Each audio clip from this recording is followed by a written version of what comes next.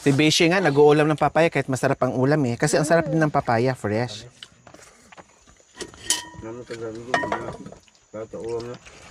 Mm.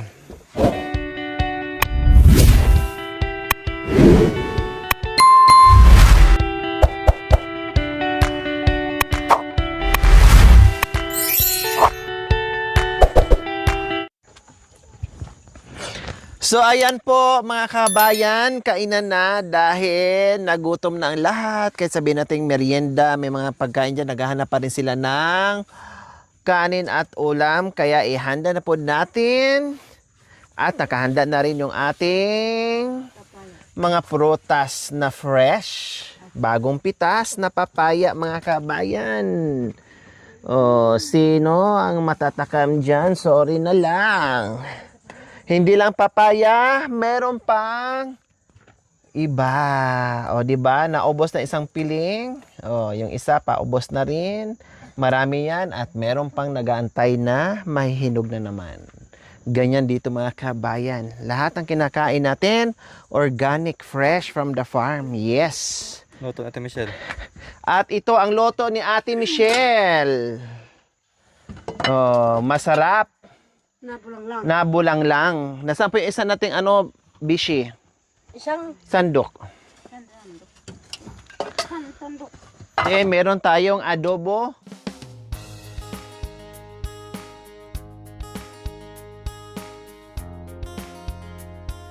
Ayan yung aking adobo. O, diba? So, ganyan na siya kasimple mga kabayan. Sinaasan ko na ng timpla kasi mataas ang timpla nila. Pag yung timpla namin, nag-a-add pa sila ng asin. Binubudburan pa nila ng asin mga kabayan. Kaya medyo mataas ang timpla. Yung timpla nila mga kabayan. Pero hindi na sila magbudbud ng asin. Sa bahay kasi halos walang lasa. Di ba, Mami Di? Ano kami? Tawag nito. Maano lang. Matabang. O, Mami Di, nasaan yung ulam? Ay, ito pala. Ayan, ang ulam mo. Kasi wala siyang, hindi siya kakain ng babi. So, buti lang mayroon pa. May isda pa ba? Ayun. Isda? Wala na. Wala na. Okay. Mayroon pa namang natira. No problem. Yung sabaw natin. Yung sabaw natin. Oh, Ito di sa sandok. bahala ka na. May silyaw. May silaw naman. Ganun natin o. Silaw, silaw, silaw. O, tinanak niyo ha. Ano, silaw. Silyaw. Pahingi akong kuya, kutsara para sa papaya. Alalay lang. Kasi madamihan, sayang. Sayang ang pera ko. Pumutok na pala. Oy, mag-uyas na, mag-uyas na. Mayroon na sila doon? Oh, bigyan din sila ng ulam doon. Uyas na ng bitis. Manalangin kayo ng nainyo. O, magnalangin ka muna, Mami Di. Manalangin kayo ng nainyo. Acho, sige, bes. Ang tama na yung bes, dami bes. Pakaya po.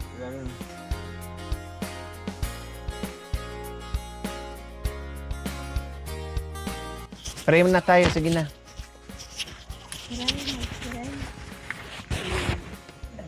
Salamat ang oras sa ini. Sana po pinataas ko sa iyo ang pagkain na ito. Sana po basbatan niyo, Panginoon. Dito kami, nagpapasalamat po kami sa oras-oras, sa araw-araw, gabi-gabi. Na nandito pa po kami. Kaya sana po yung walang kinakain sa oras na ito ngayon, kahit pa paano meron din po silang makakain. Yan po ang hiling ko sa iyo, Panginoon, sa matamis mong pangalan na Panginoon namin Jesus. Amen. Amen. Amen. Okay, let's eat! Kain, kain, kain. Sila doon, bigyan pag-ibigyan ng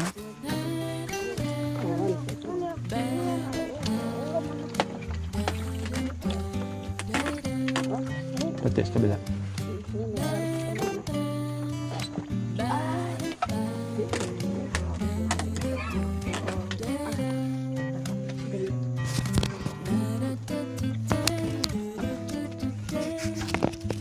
Kain!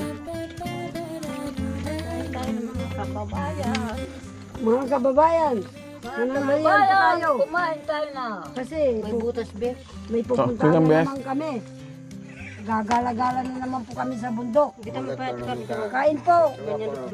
Luzon, Visayas, Mindanao. Hold the world. Good to go. City. May tagang kanabi. Para hindi malungkot. Sasabihin yung mga anak. Malungkot. Bakit hindi naman malungkot? Nanay. Ako lang, wow. Ay, nang sigang. Madaling nakagawa ng pagkainan nila. Siyempre, luto niya na yan. Ang pumambrang na. Luto natin Michelle yan.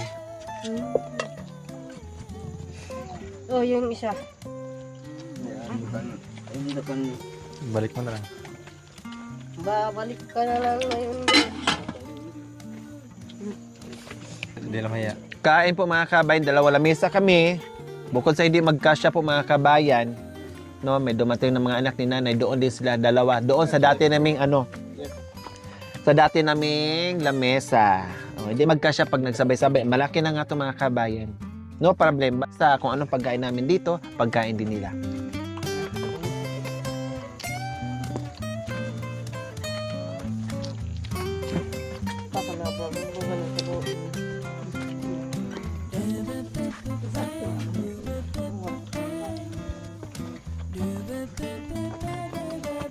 Ang sarap ng bulanglang bis ah.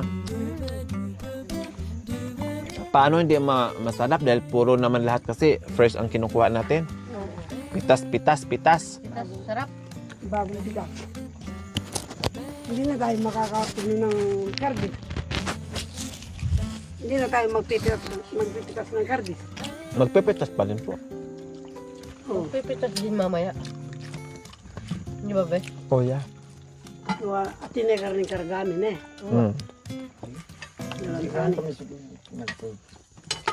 Sayo kra, kumain ka lang yan.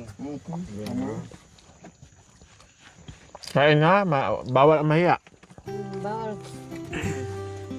Baka manangis siya. Baka manangis. Ito rin si Bes. Bago mahiya, tapos nang kumain.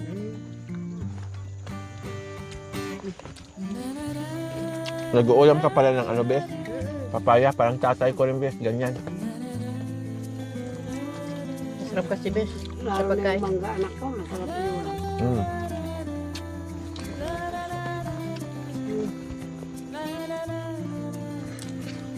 Mangga, saging.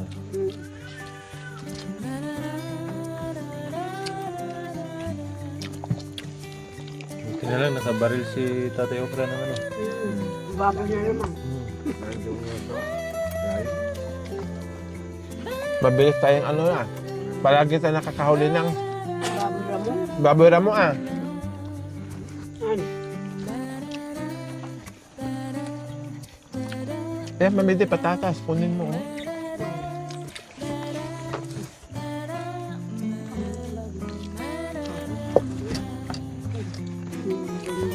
Meron nang pagkain doon. Maraming doon sa isang kaldero. Mamin kanin. Wala pang doon. Masarap po ba ang luto namin, Tay? Sarap. Ang tawa-tawa lang kung pinagbago. Kaiwan o lagi po na ang yan na para sa atin ang mamagsat sa kaula barat na gat-gato. Gusto ka mag-anak.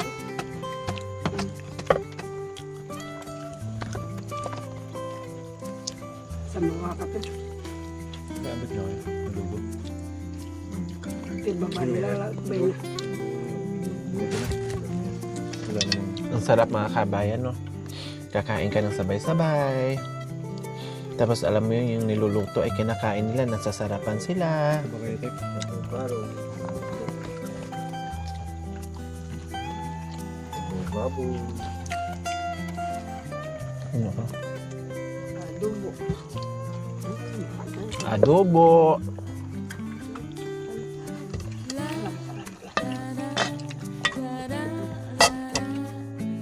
Kasi nakaihaw na rin kami. Sabi na.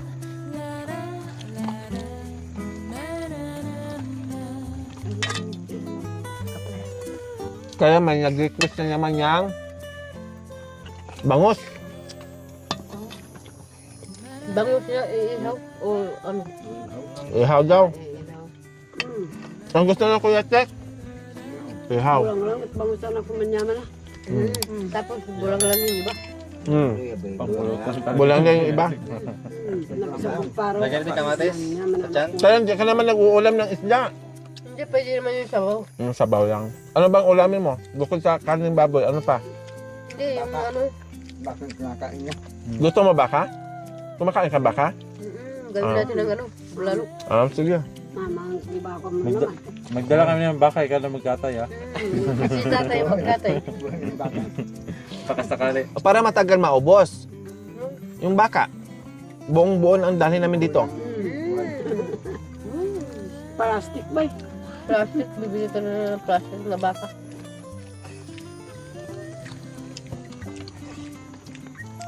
Mag-request ng baka at saka bangos. Okay, no problem. Basta makahuli kami ng baka. Makahuli ng baka. Hindi ko na natin kakatayin. Hindi ka. Hindi ko na sabaw natin.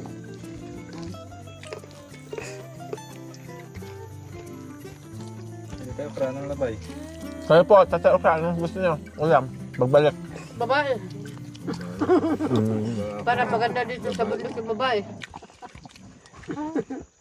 Dahan pala si tatay atik ng isang babae. Hindi dyan eh. Um, Para lumakas. Para lumakas si tatay. Nanghihina siya kapag walang mahaba yung buhok nakikita eh. kaya kasi wag mong ipitan. Hindi, gusto kong ganyan. Bilang kita ng extension para haba yung buhok mo. Para unat na eh. Mamaya paghihila ni Kuya Tek matanggal. Matanggal na.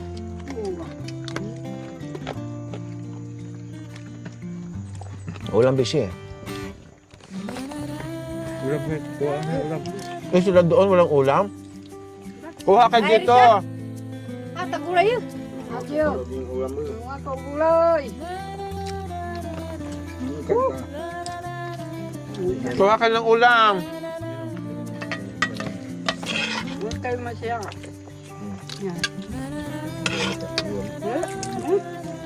Yan. Kala ko meron na.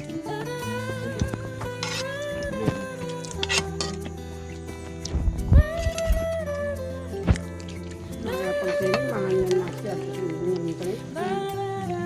Ano may aso na? Sa balila aso mangon. Pawe-wean ka mga nasa. Ulam. Ulam. Yan. Nagmula ka, di ba?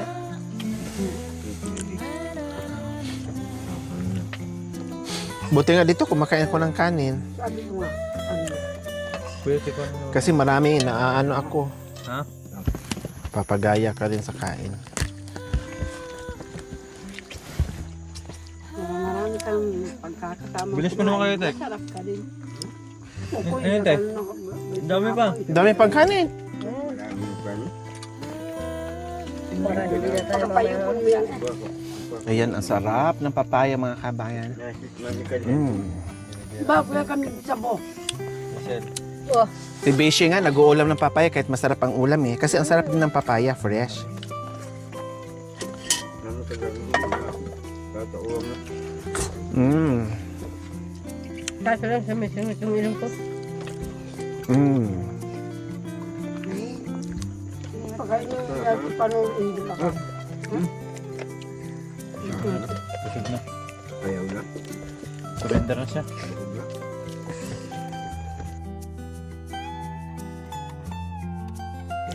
Pag sa bahay, konting-konti lang iba ang kanin ko. Pag nandito ako sa bundok mga kabayan, ngayon hindi ko mapigilan kasi ang layo ng mga nilalakad namin para may panglaban ako. Panlaban sa ano. Makanan mo. Lumagas lahat ang pawis mo. Pagutom ka. Ba? Tapos manghihina ka. Kaya kailangan kong ano. Kaya nung nakaraan naglakad kami mga kami, nanghina ako, walang kanin, walang laban. Nagtampa. Kape lang. Nag-ampak sa dalaw. Pagpawin sa inyo. Ano sa mukha ko?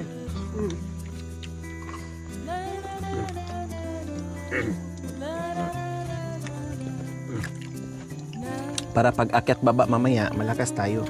Tutunawin naman yan eh. Tutulawin. Papaya.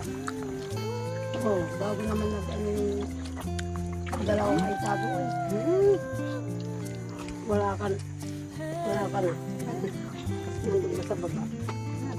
Kung wala ka na. Pero, Saan pupunta yun? Saan? nandito ka na sa tabi ko. Kapagpama, ha? Tama na, sobra na.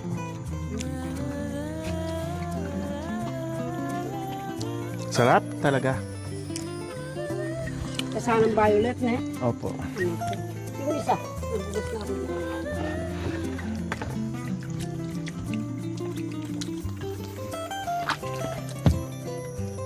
Ba't inalisan ng kanin doon? Ay, ayaw nila. Marami din pagkain nila sa bulong.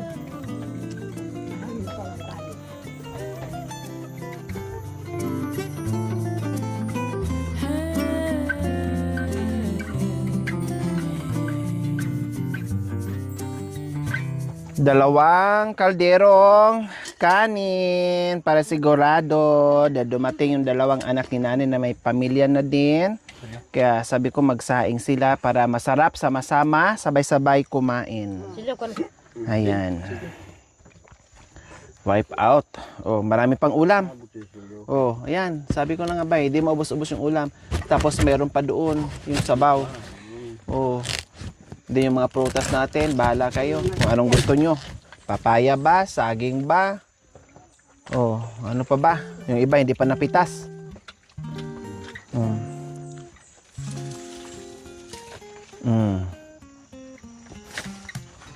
Yung sabaw natin. Tapos na silang kumain doon, Ate She.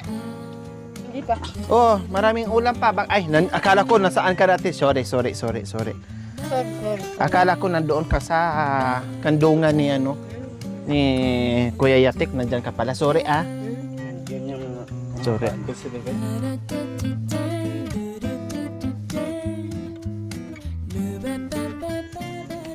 Ang tamis, Bish, no? Tamis. So ayan, kakain natin yung ating isang cameraman po mga kabayan at ako muna ang magkakamera ngayon. Ganyan po mga kabayan ha. Pag wala sa pag-isa sa kupunan, nawala sa pagkainan po mga kabayan, ibig sabihin umawak ng kamera. At don't you worry po guys kasi hindi mauubusan ng pagkain. Matik po yan ay kasama palagi. Hindi mawawalan. Dahil hindi sila kamera kung gutom. At pati yung kahit sila mga kabay, ating mga kapatid, laging inaalala, hinahanap. Kain ka muna. Sanay na rin sila. Maraming ulam. Ito pa. Diba? Hindi maubos-ubos. 3 kilo yan eh. O, yung dito sa likod, tingnan natin.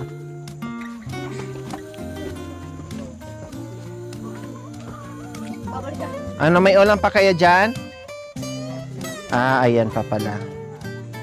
Akala ko wala ng ulam. Yan daw, hindi kumain. Sino? Itang makagreen na baro. Bakit? Bawal? Ay, baro kaya? Bawal sa'yo, kuya? Bawal ba? Yung ulam? Ayan. Ayan, ang daming ulam. Hindi nga maubos-ubos yung ulam. Ayan sila, nagpahinga na sila mga kabayan. Makaniyan. Kaya hindi kami naubusan ng malalaking kahoy. Naghahanda palagi ng mga malalaking kahoy para sa mga ulam namin na niluluto. O, yung merienda po mga kabayan. O, marami pa dyan. Isang kaldero pa yan. Itabi na lang yung yung kanin. Thank you for watching. Don't forget to like, share, and subscribe.